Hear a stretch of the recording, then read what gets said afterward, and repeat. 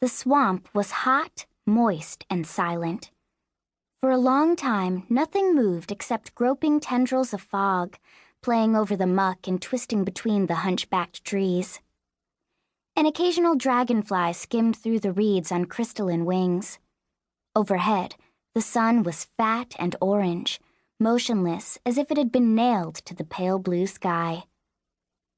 Then, in the distance, there was the sound of raised voices and the rustle of someone moving through the underbrush. The dragonflies scattered. A moment later, one of the fog banks quivered and disgorged a girl, picking her way with caution along a spit of what passed for solid ground. She was 12 or 13, dressed in practical trousers and a leather vest, with her hair tied up to keep it out of the way. She was sweating freely, her pale, freckled cheeks already reddening in the sun, but her eyes were alert, scanning the trees and hollows around her. Sitting on her shoulder was a small gray cat.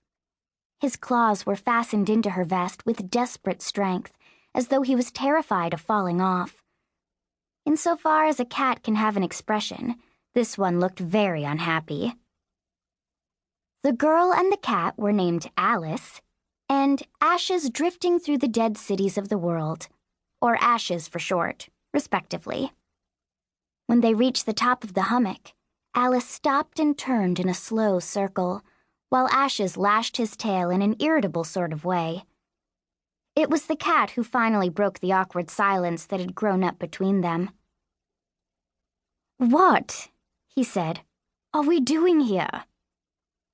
"We're looking for some kind of monster," Alice said. Her master, Guryon, had told her what it was called, some complicated Latin name, but she hadn't committed it to memory. "I've got to fight it. You know." "I know why you're here. This seems like exactly the sort of place you would visit, all mucky water and mud and monsters. What I want to know is why I should have to be here. I'm half cat, after all. I should be above this sort of thing." "You are here because you did your business in Master Guryon's slippers," Alice said. "Again." "He has no proof of that," Ashes said, tail whipping against the back of her neck. "There are hardly a lot of suspects," she said. Ashes snorted. "You should be glad Guryon didn't turn you into a toad." "If he had to send me to babysit you," the cat said, "why did it have to be somewhere so wet?" "You should have seen the last place," Alice muttered. She wasn't sure she'd ever be able to get into a swimming pool again.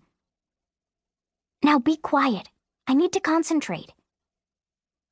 There was a rustle in the bushes farther on, and a small creature emerged. It looked a bit like a wingless bird, with an oval body balanced on 2 clawed feet and a long, pointed beak.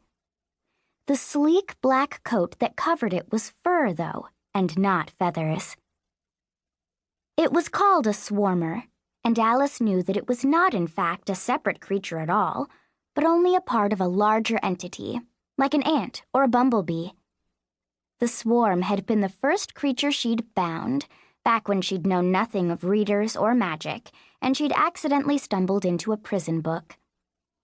The individual swarmers could be almost cute, but she couldn't quite forget the sound of hundreds of them running after her, claws tick-tick-ticking on the stone floor as they quirked for blood. Right now, she was using a few of them to scout, since the creature that occupied this prison book was not being terribly cooperative. She could, after much practice, peer through their eyes without letting her real body fall over, but she still wasn't good at dealing with more than one of them at once. It didn't help that they were poorly suited to the swamp.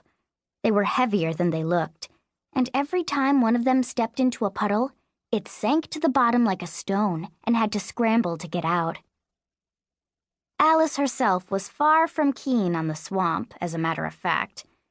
It was like the water and the land had gotten mixed up somehow. Even the dry bits were covered in thick, sticky mud, and the innumerable channels and shallow ponds were covered with floating weeds that made them look just like land until she put her foot in them and muddy water poured into her boot. To top things off, the mosquitoes were eating her alive, and her sunburned skin stung whenever she squashed one.